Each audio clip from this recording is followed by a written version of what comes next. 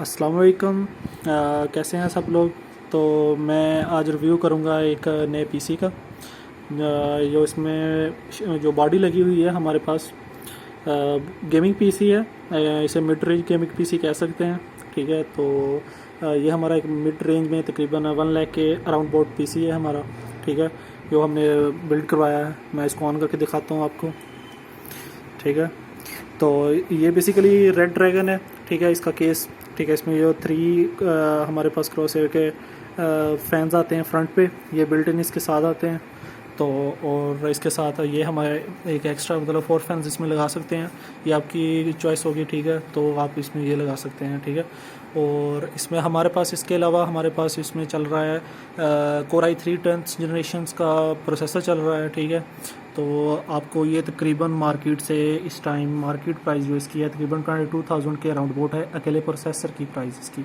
ये इसका कूलर इसके साथ आता है जो ऊपर लगा हुआ है। ठीक है, और हमारे पास इसके साथ और इसका जो बोर्ड हमारे पास लगा हुआ है Z4110 लगा हुआ है। ठीक है, तो इसमें हम अपग्रेड कर सकते हैं मज़ीद। Core i5 की 10th लगा सकते हैं, Core i7 की 10th लगा सकते हैं, और हम इसमें मज़ीद Core i9 की 10th जनरेशन तक हम इसमें लगा सकते हैं। तो ये हमारे पास Core i3 10th लगी हुई है। इसके अलावा हमारे पास 8 GB की DDR4 रैम लगी हुई है। ठीक है, ये 250 मेगाहर्ट्ज़ पे है। ठीक है, आप इसमें ये मैक्सिमम इसके 250 मेगाहर्ट्ज़ तक इसकी बोर्ड की सपोर्ट है। लेकिन अगर आप दूसरा बड़ा बोर्ड लेंगे तो उसमें आप 36 मेगाहर्ट्ज़ की सपोर्ट तक भी ले सकते हैं रैम को। ठीक है, हमारे पास पावर सप्लाई जो लगी हुई है वो तो 600 वाट की है।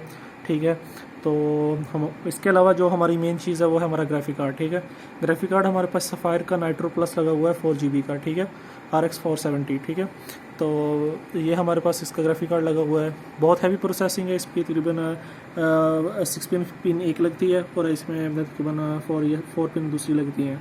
ठीक है, तो शेप बहुत अच्छी है। ठीक है, इसमें इसका जो बिल्ट इन ग्राफिक्स हैं वो भी काफ़ी अच्छे हैं।